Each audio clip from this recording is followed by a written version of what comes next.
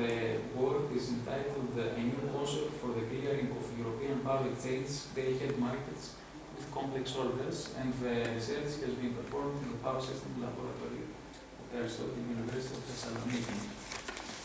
Let's give you a first presentation overview. We will introduce our work. We will speak for the objective, the scope of the work, the problem formulation, the case study and results, and of course we will conclude. In most power exchanges in Europe, the market participants are allowed to submit the so-called block orders or smart orders, which employ intertemporal constraints with certain quantity, and they are fill or kill orders, namely they are executed all at once or they are not executed. These block orders mimic essentially unit technical constraints, operational constraints of the unit, and multi-period cost structures such as the startup cost, shutdown cost, no load, and minimum load cost, which are used mainly in the United States markets.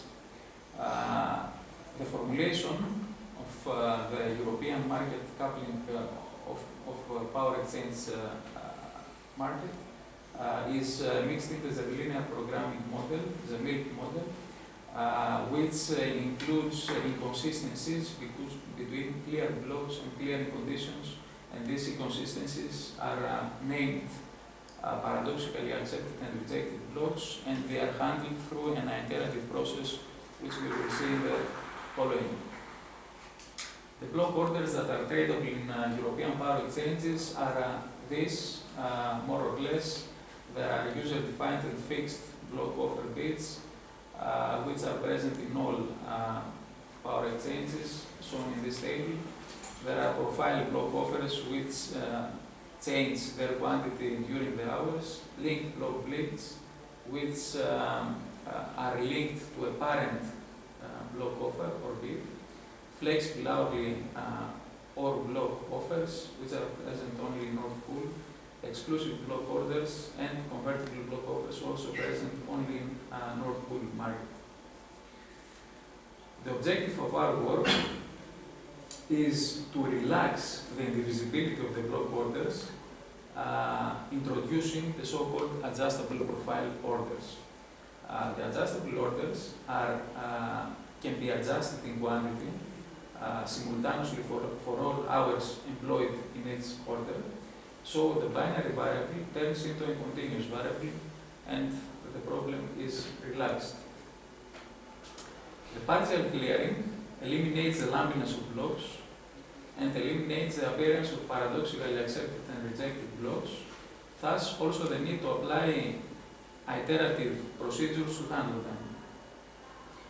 We compare the use of the model with adjustable orders with a classic iterative procedure used in CWE and North Pool for the handling of paradoxically accepted and rejected blocks.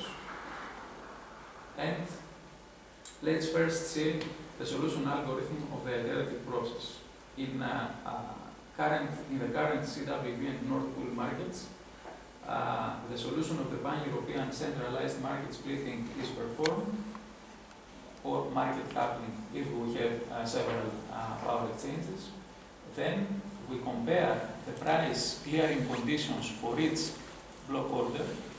Namely, we compare the offer price of each block order with the weighted average market price of the hours employed in the block. And then, if there are pricing clearing conditions that are not valid, then we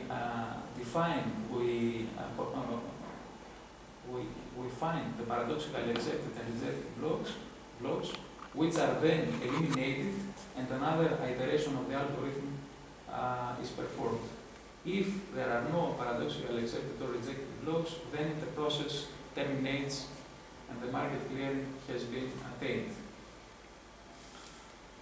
In our case, in our model, we introduce the so-called adjustable order, in which we have a partial clearing of the block or supply profile. For example, suppose that we have an order with this profile, which is valid for 6 hours.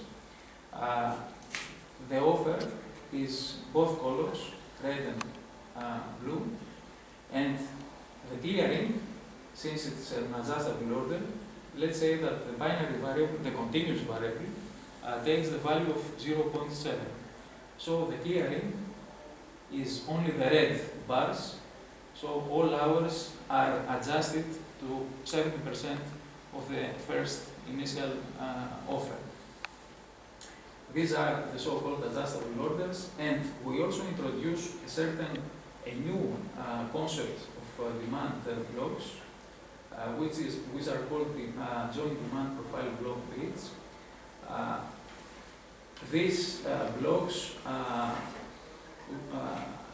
have an intertemporal and spatial relation, so they connect not only hours together, but also zones together. A joint demand profile block consists of a set of demand profile blocks located at different zones that should be cleared all together. When the offer price of the joint demand profile block is greater than the nodal temporal weighted average market clearing price. So we interrelate not only hours within a certain zone, but hours and zones in a single joint demand block. The motivation for the use of this new, let's say, type of blocks is that after the full integration of the internal electricity market in Europe, 10 or 15 big players, demand entities, shall remain and shall be present across Europe. For example, EDF, RVE, EON, and so on. So these big players shall be present in many countries, and they will represent load in each country, in several zones across Europe. These big players may want to exercise demand response activities across all their demand they represent, depending on the appropriate smart meter infrastructure that will be present in order to employ demand response. And these commercial packages, the joint demand profile bids, would be useful in order to respond to the demand to respond across Europe in the same way in case of high wholesale market prices. In order to solve the model with the adjustable orders, we formulate a mixed complementarity problem, which is a one-shot model, not an iterative process, for the clearing of the European day-ahead market. The complementarity problem is defined as a square set of variables and complementarity conditions, which is converted to a set of non-linear equations, a square set of non-linear equations and variables. The direct solution of such equilibrium conditions has important advantages, and MCPs with thousands of variables can be solved now with solvers under GAMS, such as the path solver. The problem formulation, in the MCP model, there is no explicit objective function. However, the price clearing conditions of blocks with simple bids actually essentially create an implicit objective function, which is a minimization of the total less bid cost minus the load revenue, as it is in the classical mill model. The MCP model conditions are the energy balance constraint, of course, the bid limits of the hourly offers and bids, the block offer constraints, the price clearing conditions for all bids, simple and block bids, and of course the cross-zonal capacity constraints. Let me give you an example of the complementarity condition that would be applied for a certain type of block offer, a supply block offer. For example, here we have the complementarity condition where the PSP is the price of the offer price of the supply block, offer. Here we have the weighted average for the hours employed in the block offer, the weighted average market price weighted by the values, the quantities of the hourly profiles, and KSP is like a slack variable in the classical formulation.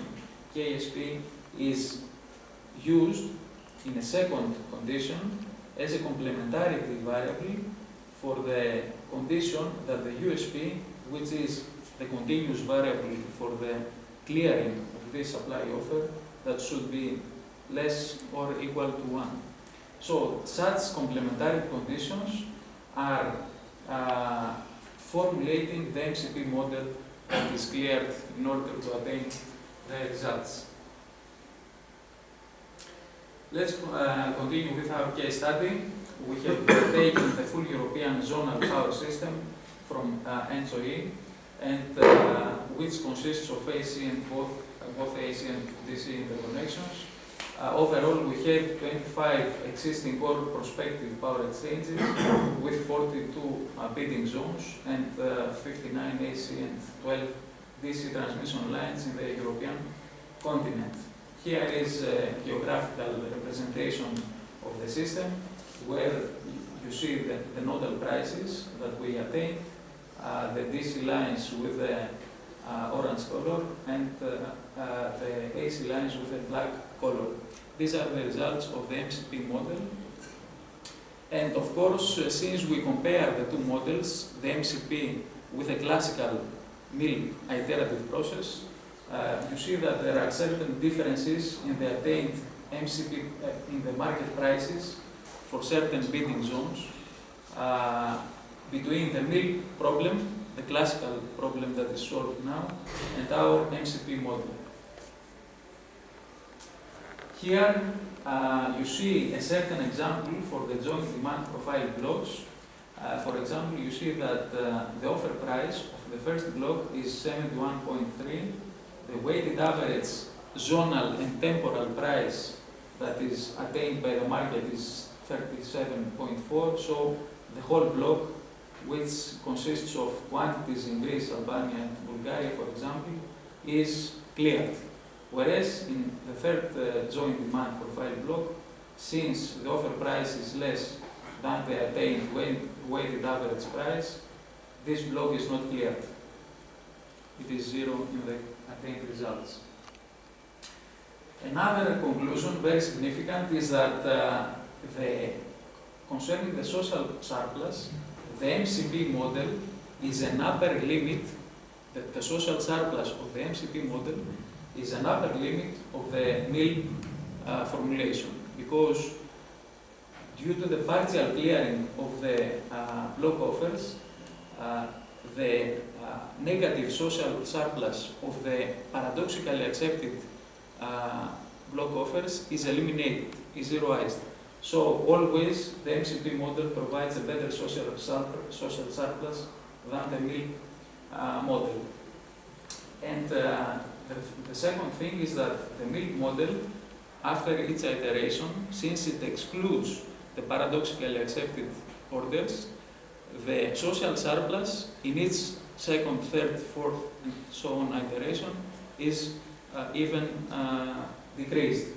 So you see that in the mill model there is a decrease after the iterative process, during the iterative process, whereas the MCP, of course, is one shot and it is stable. Here we have run 3 cases with several percentages of paradoxically accepted blocks. For example, 5, 2, and 6% of the total blocks offered in the market. And you see that in all cases, the MCP is an upper bound of the mill formulation.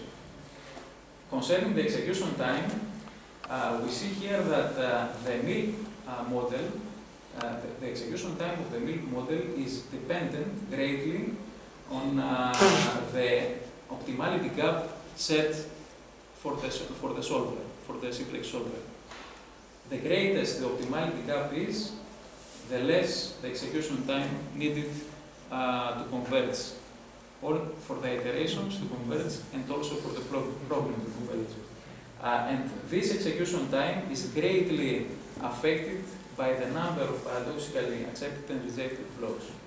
The MCP model has a greater execution time due to the fact that the solver, the solver used for the clearing, path solver, is not so efficient as a simplex solver in the MILT model. Concluding, the day-ahead problem has been formulated as a set of complementarity conditions which describe the equilibrium for demand, supply, and block orders. An MCP model has been formulated and has been compared with the classical MILT formulation that is currently active in Europe and operating in Europe. The concept of joint demand profile blocks has been introduced and included in the problem, and we have seen from the results that the MCP model provides greater flexibility to the market solution and better social welfare. However, it has a greater computational efficiency in terms of execution time due to the solver that is used for its clearing. Some literature for further study concerning the modeling of markets in Europe that we have performed in our laboratory in the University of Thessaloniki. Thank you for your attention.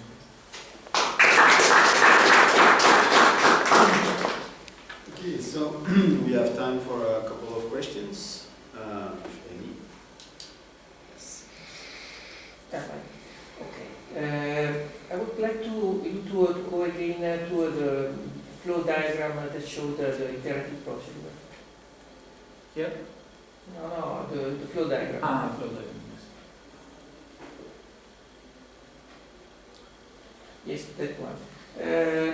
First of all, could you repeat what you mean with paradoxically accepted blocks? And dependency of that, because this algorithm is done in order to eliminate each time, each iteration, those blocks, how can you be sure that the procedure converges? This is all. First of all, what are because paradoxically accepted blocks are blocks in which the clearing condition is not valid. For example, suppose that you have a block with 10 hours, 100 megawatt quantity, with an offer price of 45 euro per megawatt hour. There is a possibility that the market clearing provides prices, the weighted average of which, for these hours, for the 10 hours employed in the block, are, let's say, 44.98. But the block is accepted. It is cleared. So the binary variable is equal to 1 in the solution. Because if we extract this block, if we fix the binary to 0, then the prices will go to 45.5. Okay. Because this is out of the market. So the solver puts this, clears this block in order to maximize the social surplus, which is correct. This is a correct solution. But the condition is not valid. So for this reason, it's widely accepted in Europe that all these paradoxically accepted blocks should be eliminated, should be thrown out of the solution because they have a negative social surplus. This market participant that has submitted this block will lose money. And so, if you eliminate that block, are you sure that the condition then that block cannot be again put into? No. It is extracted from the order book. So in the next iteration is not considered any longer. It's not considered any longer. So the procedure is converging. Converging all the time. Okay. I will jump on this point to ask just you have to make short questions or short answers, or otherwise you will have just a bilateral discussion, which is fine. We are more than two. Just a short question, because I'm not an expert on this point precisely. How large is the problem? How many blocks are rejected? Is it a large frequent problem or a mathematical problem that you want to solve? Usually, in our test case, we have employed about 1,200 blocks. As you see from the results, we try to stress the problem to find to stress the offer prices that we put in the block orders are very close to the market prices in order to stress the algorithm and see if it will accept or reject. In this slide, you will see that we have tested the system with several percentages of log of paradoxically accepted blocks in order to check the efficiency, the computational efficiency, and the social surplus of the problem. In general, I think that the paradoxically accepted blocks are about 1-2%, even less than the total set of blocks that are submitted in the electricity market. So that makes quite a lot of cases. Yes, please. I've heard Very last this question. 2%, but if we carefully look at this transformation that is type, you can see that the difference between the best and the worst scenario is something like 1/5 of 1 promille. So this is something like 2% of 1%. Exactly. So if we get something like billion euro transactions, we can save something like 100,000 euros. 100,000 euros is nothing. So Yes, why it's do we very- bother? Yes, of course. It's just another concept. We don't say that we will apply this.